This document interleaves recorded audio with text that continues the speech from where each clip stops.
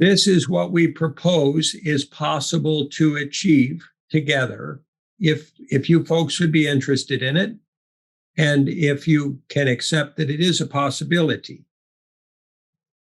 If we could imagine that there is a different than most of our life processes of ego dynamics, base emotions, analytical thought, logic, what most people would look at as rational decision making in life, if we could suggest that there is something that could be called a window of consciousness that we all have the capacity to view life through, that is non-dualistic, that's non-judgmental, that is loving, that is wise and discerning, it is practical and grounded and tangible, and it also is not generative of climate change or competition or betterness seeking or smarterness seeking or more education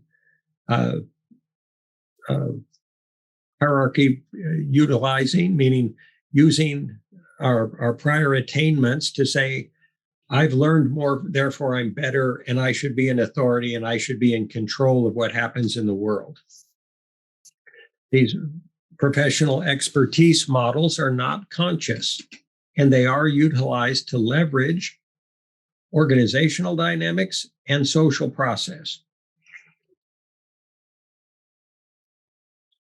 The evolving window of consciousness that we can all share, we can all attain, will allow us to collaborate consciously and peacefully, non-competitively, respectfully, and joyfully in regard to each other and in regard to shared attainment of resolution of climate change and solution of all climate change related problems. And simultaneously to generate a sustainable life process that will work and is in harmony with the natural world.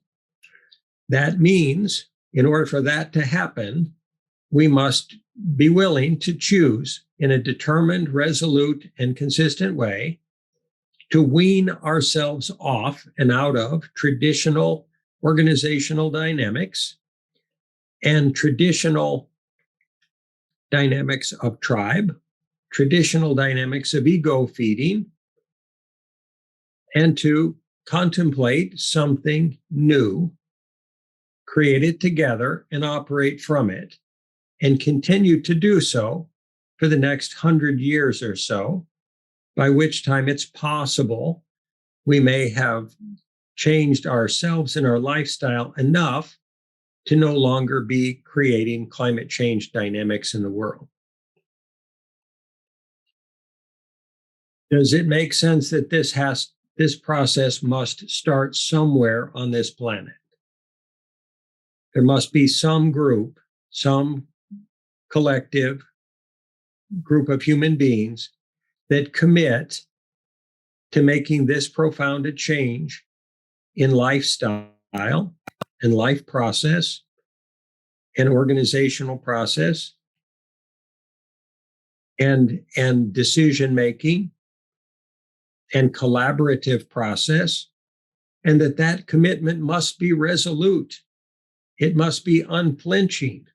It must fearlessly face the tribal historical process and say, we love you and respect you for all the things you've been in the past. And now, tribal world, global population of 7.5 billion human beings, it's now time to change.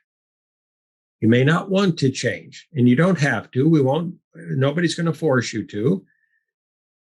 It is time to change if you want a future for your children. It is time to change if you want a functional future for yourself in this generation.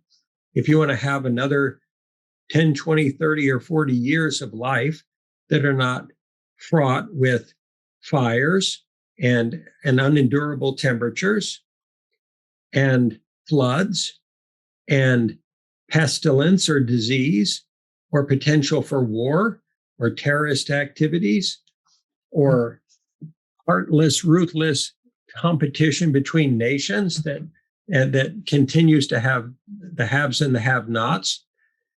And if you don't want to continue to have inequality between the genders and the races, change must now occur. It won't wait, not till next year or 10 years from now or 50 years from now. If we say we want to wait and think about it a little longer, say, is it really worth giving up all of the goodies, all of the addictions, just to have this thing you talk about called peace and unity and conscious collaboration? Well, my ego really can't get on board with that because it doesn't feel good. It doesn't give me a feeling of power, recognition, or passion, because it's not an ego-based process.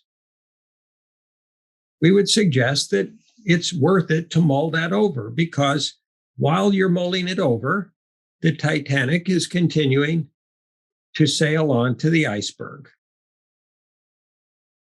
The sooner we make the choice, the sooner we make the commitment, the sooner we make the changes in our lives, the sooner the world rights itself, ecosystem-wise, ecologically, and the sooner the challenges and battles and competitions diminish, and the sooner peaceful, joyful collaboration begins.